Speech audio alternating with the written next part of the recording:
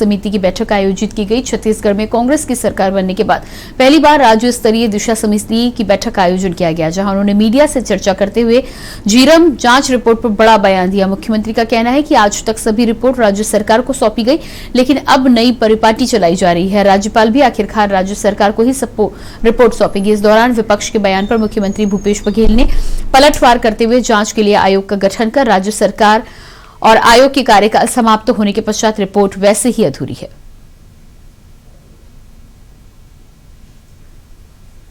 वो तो मैंने कोई आरोप तो लगाया नहीं, मैंने केवल जानकारी दी। विधानसभा में हमने बिल पारित किया, पत्रकारिता यूनिवर्सिटी के मामले में हो, चाहे वो मंडी बिल के बारे में, वो अभी तक वापस नहीं आए। यही तो हमने कहा, कोई आरोप थोड़ी लगाए। राजभवन अनंत काल तक रोक सकता है, उनका अधिकार है, लेकिन क्या उस अधिकार का उपयोग होना चाहिए कि दुरुपयोग होना चाहिए? कितने दिन तक अध्ययन होगा? सवाल इस बात का है, या तो लौटा दे या फिर उसमें कोई निर्णय दे। इसका मतलब ये थोड़ी कि राजभवन अनंत काल तक रोका जा सकता, उनका अधिकार है, मैं मानता हूं। मैं कोई आरोप भी नहीं लगा रहा हूं कि विधानसभा में जो बिल पारित होते हैं राज्यपाल के पास अनुमोदन के लिए भेजा जाता है, राष्ट्रपति के पास, जो राष्ट्रपति के नियम में है तो उसके पास भेजा जाता है, लेकिन वो बिल इस समय सीमा पर आ जाना चाहिए। अब नहीं आया तो मैं कल केवल आपको जानकारी दी। भारतीय जनता पार्टी तकलीफ क्यों हो रही भाई? मैंने तो केवल जानकारी दी कि मंडी बिल अभी तक के वापस नहीं हुआ है। और इसी बीच रायपुर से खबर आ रही है, छत्तीसगढ़ कांग्रेस कमेटी की बैठक आज। बैठक में मुख्यमंत्री बघेल भी होंगे शामिल। प्रदेश प्रभारी पीएल पूनिया, 34 जिलों के जिलाध्यक्ष भी रहेंगे मौजूद। बैठक में दुर्ग जिले के निकाय चुनाव की बनाई जाएगी रणनीति। बैठक में मुख्यमंत्री बघेल भी होंगे शामिल। प्रदेश प्रभारी पीएल पूनिया, 34 जिलों के जिलाध्यक्ष बैठक में रहेंगे मौजूद। दुर्ग जिले के निकाय चुनाव की बनाई जाएगी रणनीति। केंद्र सरकार की नीतियों के खिलाफ आंदोलन की रणनीति पर भी होगी चर्चा। रायपुर से खबर, छत्तीसगढ़ कांग्रेस प्रदेश कार्यकारिणी की बैठक आज। पिछले समय ये निर्णय लिया था कि प्रदेश मुख्यालय से बाहर भी बैठक आयोजित किया जाना चाहिए, तो इस मामले में फैसला लिया प्रभारी जो हमारे पुनिया साहब के साथ मिलकर उन्होंने दुर्ग चयन किया है, तो कल दुर्ग में है। सबका स्वागत है हमारे जिले में। समिति जो है, मुख्यमंत्री भूपेश बघेल ने उत्तर भारतीय और भोजपुरी समाज सहित समस्त प्रदेशवासियों को छठ महापर्व की बधाई और शुभकामनाएं दी है। वहीं इसी अवसर पर उन्होंने सभी लोगों की सुख समृद्धि और खुशहाली की मंगल कामना की। बघेल ने अपने शुभकामना संदेश में कहा है कि छठ पूजा सूर्यदेव के प्रति कृतज्ञता और आभार प्रकट करने का पर्व है। ये पर्व भाईचारा, सामुदायिक सौहार्द लाने के साथ ही साथ लोगों को प्रकृति के करीब लाता है। इस पर्व पर सूर्य और छठी मैया की उपासना की जाती है। वहीं भारत के विभिन्न प्रदेशों से समान छत्तीसगढ़ में भी बड़ी संख्या में लोग छठ पूजा करते हैं।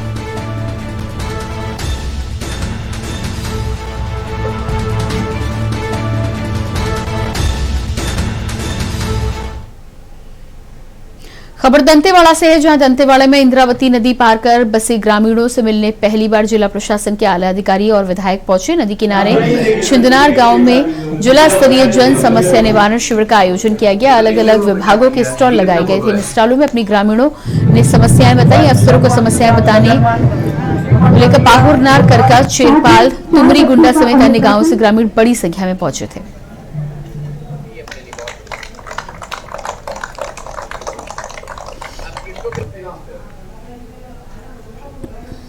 दंतेवाड़ा जिले में आज जिला स्तरीय जन समस्या निवारण शिविर का आगाज किया गया है, जिसमें कि छिंदनार पंचायत में ये शुरुआत की गई है। माननीय मुख्यमंत्री के निर्देशानुसार गांव-गांव तक प्रशासन पहुंचे और लोगों के अपने द्वार पर ही सभी विकास की सुविधाएं मिले, इसके लिए शुरुआत की गई है। और छिंदनार से पाहुनार 712 मीटर का हमारा ब्रिज है, वो अब पूर्ण हो चुका है और शीघ्र ही उसका माननीय मुख्यमंत्री कर कमलों द्वारा लोकार्पण होगा। तो उसी क्षेत्र की जो पंचायतें हैं जो लगभग 8 से 9 महीने पहले मुख्य जिले से जो है कटी हुई रहती थी, अब वहाँ पे 12 मासी जो है कनेक्टिविटी हो गई है। तो वहाँ पे मूलभूत सुविधाएं जैसे कि रोड, बिजली, पानी, राशन दुकान, आंगनबाड़ी केंद्र, शिक्षा, कृषि में बेहतर से बेहतर विकास, ये पहुंचाने के लिए जो है प्रशासन प्रयास कर रहे हैं, जिसमें कि आज यहाँ पे जिले के माननीय विधायक महोदय भी उपस्थित रहे। और ये बात है, इससे कम से कम हमारी जो पंचायतें हैं इनको बेहतर से बेहतर जो है लाभ मिलेगा। आज ये शिविर में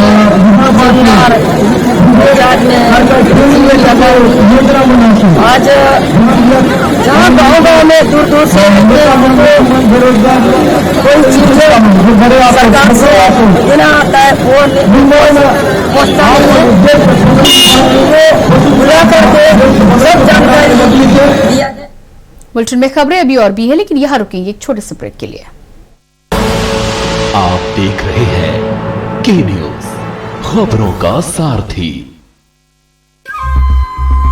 सुपुत्र मेडिटेशन गुरु बेहद नेक और पिताश्री थोड़े रंगीले, थोड़े दिल फेंक। दोनों के अलग हैं रंग, पर दोनों का एक अनोखा स्वाद। कमला पसंद, अनोखा स्वाद। और खुशबू में झूम के भाई लेके आए गोल्डी मसाले। गोल्डी मसाले, खुशबू और स्वाद ऐसा तो रिश्तों में गुस्सा कैसा। आप देख रहे हैं के न्यूज, खबरों का सारथी। ब्रेक के बाद बात करेंगे अगली खबर की। खबर कांकेर से है, जहां जिले में भालू का आतंक लगातार जारी है। भालू ने दिन दहाड़े 4 महिलाओं पर हमला कर दिया। बता दें कि खेत में धान कटाई करने गई थी महिलाएं। अचानक खेत में भालू से महिलाओं की मुठभेड़ हो गई, जिसमें 4 महिलाएं गंभीर रूप से घायल हो गई, जिसके बाद चारों महिलाओं को जिला अस्पताल में उपचार के लिए ले जाया गया है। जिले में भालुओं के हमले को रोक पाने में वन विभाग के आला अधिकारी एक बार फिर से नाकाम साबित हुए हैं।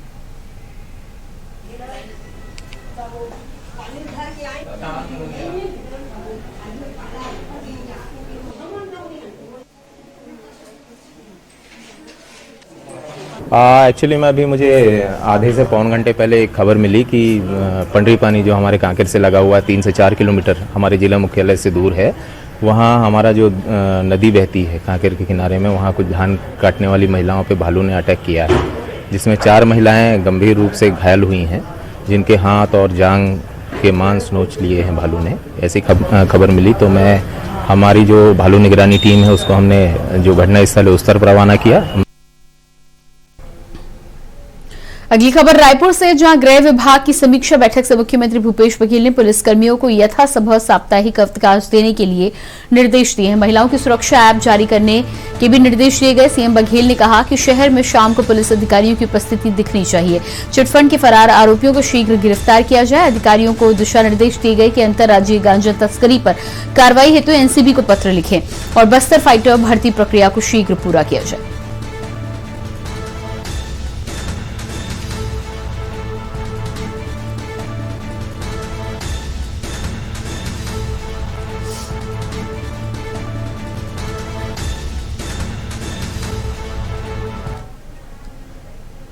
कोरबा में एससीसीएल के अधिकारियों की उदासीनता और जिला प्रशासन के द्वारा भू विस्थापितों की समस्याओं का निराकरण करने के लिए अपेक्षित दबाव नहीं डालने के कारण भू विस्थापित उपेक्षितों का जीवन जी रहे हैं। आर पार की लड़ाई का मन बना चुके हैं। भू विस्थापितों ने ऊर्जाधानी भू विस्थापित किसान कल्याण समिति के बैनर तले 3 अक्टूबर से जारी आंदोलन के अगले क्रम में आज दीपका परियोजना खदान में उत्पादन ठप किया। इस तरह 3 परियोजनाओं पर भी निर्धारित दिवस पर उत्पादन बंद कराया जाएगा। बात नहीं बनी तो चारों परियोजनाओं को अनिश्चितकाल के लिए बंद करने के लिए कमर कस ली गई है।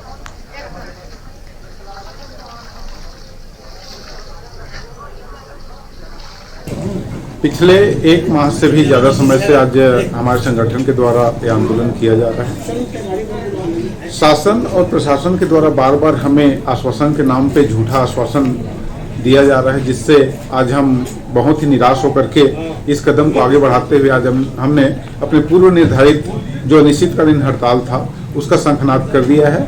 आज दीपका एरिया में आज 8 नवंबर को हमने इसका शंखनाद किया हुआ है।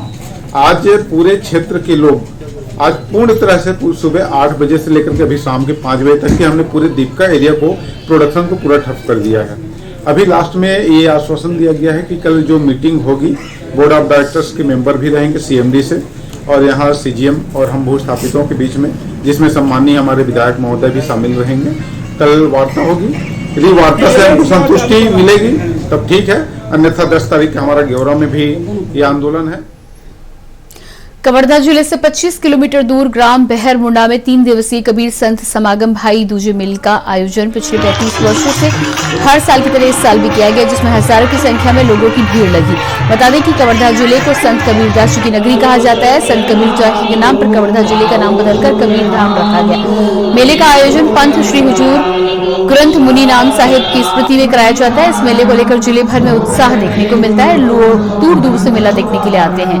संत समागम मेले का प्रारंभ 6 नवंबर से किया गया। 8 नवंबर को मेले का समापन हो चुका है।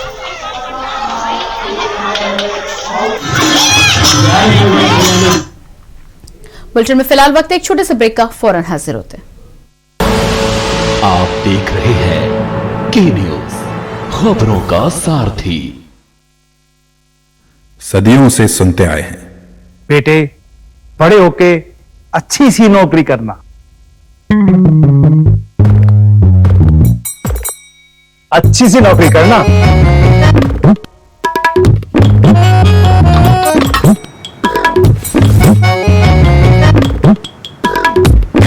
अच्छी सी नौकरी करना।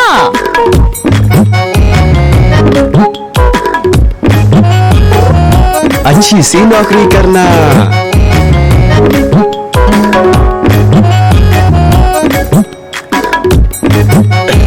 अच्छी सी नौकरी करना।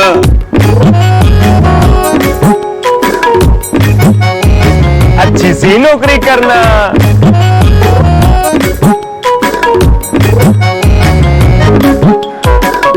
अच्छी सी नौकरी करना।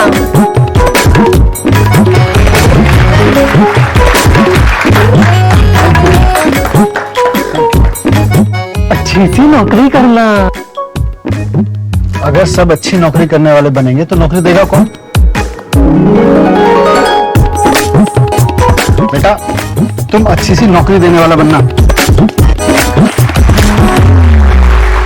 अगर भारत को दुनिया का नंबर 1 देश बनाना है तो आज हर बच्चे के अंदर एंटरप्रेन्योर माइंडसेट जगाना होगा।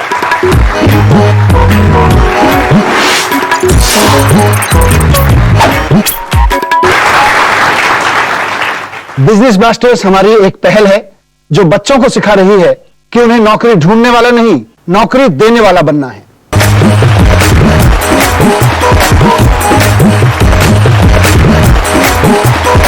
बिजनेस ब्लास्टर्स, छोटे बिजनेस स्टार्स, बड़े बिजनेस आइडियाज, 14 नवंबर से आपके टेलीविजन पर। जुबान के लिए उड़ चला गैरों की जमीन पर, खुशबू अपने पन की ढूंढता। दूर कितना भी जा, इस जुबान से दूर ना जा पाओगे। रुमल बोलो जुबान केसरी। आप देख रहे हैं के न्यूज, खबरों का सारथी। ब्रेक के बाद अगली खबर अमेठी से है। अमेठी में 9 वर्षीय बच्ची को लेकर फरार हुई अज्ञात महिला। 9 वर्षीय बच्ची को लेकर फरार हुई अज्ञात महिला। महिला की तलाश में लगी कई थानों की पुलिस फोर्स। महिला की तलाश में लगी कई थानों की police force. Amethi police checking लगाकर कर रही है महिला और बच्ची की तलाश। सीसीटीवी फुटेज के आधार पर महिला की तलाश में जुटी पुलिस।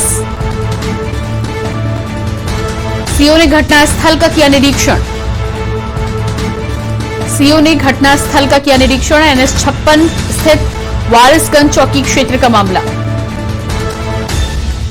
9 वर्षीय बच्ची को लेकर फरार हुई अज्ञात महिला। अमेठी से खबर। महिला की तलाश में लगी कई थानों की पुलिस फोर्स।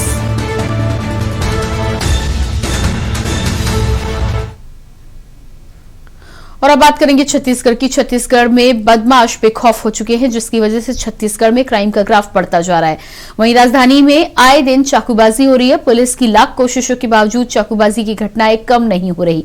पुलिस की नाक के नीचे खुलेआम बटन चाकू के साथ अन्य प्रकार के फैंसी चाकू बिक रहे हैं और बदमाश इनका उपयोग धड़ल्ले से कर रहे हैं। ऐसी एक घटना रविवार देर रात आजाद चौक के रामकुंड क्षेत्र में हुई, जहां बदमाशों ने जमकर उत्पात मचाया। हालांकि पुलिस ने 24 घंटे के भीतर ही आरोपियों को धर दबोचा।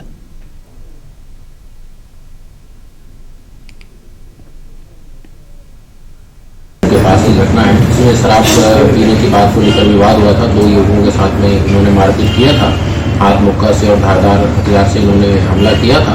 इसमें कुछ फुटेज भी वायरल हुआ था। इसमें तत्काल पुलिस ने अपराध पंजीबद्ध करके आरोपियों की धरपकड़ शुरू की और 5 आरोपियों को, मुख्य आरोपियों को, इसके अलावा 3 विधि के संघर्षरत बच्चों को भी इसमें विधिवत कार्रवाई की गई है और सभी को गिरफ्तार कर लिया गया है और आगे विधिवत कार्रवाई की जा रही है।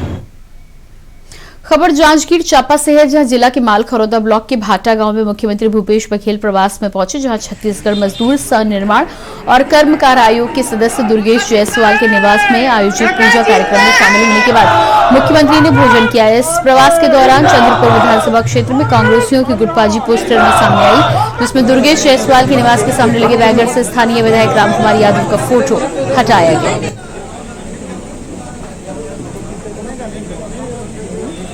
आज छत्तीसगढ़ के मुख्यमंत्री और भारत के 1 नंबर के मुख्यमंत्री आज शहीद नंद कुमार पटेल जी के आज यहाँ पर खरसिया में ओकर मूर्ति का निर्माण भी रही से। वो शहीद नंद कुमार पटेल जी एक सपना देखे रही से, एक छत्तीसगढ़ के लिए, एक किसान मजदूर के लिए वो सपना ला आज माननीय मुख्यमंत्री जी पूरा करत है। और आज उसी कड़ी में आज जो है मोर विधानसभा अपन भाटा में भी एक निजी कार्यक्रम में माननीय मुख्यमंत्री जी आज यहाँ पर आ रही से। रायपुर में 1 दिसंबर से धान की खरीदी शुरू हो जाएगी, लेकिन खरीद से पहले एक बार फिर राज्य सरकार और केंद्र सरकार के बीच विवाद देखा जा सकता है। केंद्र सरकार खरीफ विपणन वर्ष 2021-22 में छत्तीसगढ़ से 61.65 लाख मीट्रिक टन अरवा चावल सेंट्रल पुल में लेने की अनुमति दी है, लेकिन इसमें उसना चावल शामिल नहीं है। राज्य सरकार और खाद्य मंत्री लगातार उसना चावल को भी शामिल करने की मांग कर रहे हैं। इसके साथ ही वारदाना की पर्याप्त मात्रा छत्तीसगढ़ को मिले, इसके लिए भी मांग की जा रही है। वहीं राज्य खाद्य मंत्री अमरजीत भगत ने मंगलवार को अपने निवास स्थान में प्रेस कॉन्फ्रेंस की।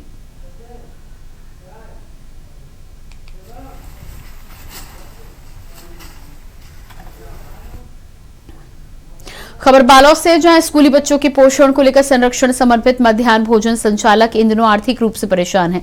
दरअसल उन्हें जून से लेकर अक्टूबर माह तक भुगतान नहीं किया गया। प्रशासन से बार बार राशि भुगतान करने की मांग को लेकर राशि नहीं मिली है, जिसके कारण मध्याह्न भोजन संचालकों के द्वारा जिला शिक्षा अधिकारी कार्यालय का घेराव किया गया। वहीं प्रशासन ने जल्द ही भुगतान करने की बात कही है। 5 महीना हो गया स्कूल चला रहे हैं मध्याह्न भोजन, आज तक हम लोगों के खाते में पैसा नहीं डला है। प्लस क्या है, बच्चे लोग जा रहे हैं तो आधे बच्चे को खाना देते हैं और आधे को नहीं देते हैं। तो हम लोगों का कहना है कि पूरे बच्चे को खाना दे या तो फिर सूखा राशन बंटवाए और हम लोगों का पैसा बचा इसको पूरा खाते में डालें। जिससे एक आदेश आया था कि 0 बैलेंस करना था और एक सेंट्रल गवर्नमेंट के आदेश है, PFF एक योजना है, इसके तहत ही आगे क्रय विक्रय होगी, इसलिए नया खाता खोला गया और इसके चलते जितने भी राशि थे हमारे पास उसको वापसी मंगाया गया, जो आज के डेट में हमारे पास कोई राशि नहीं है। और इसी बीच राजस्थान के भरतपुर से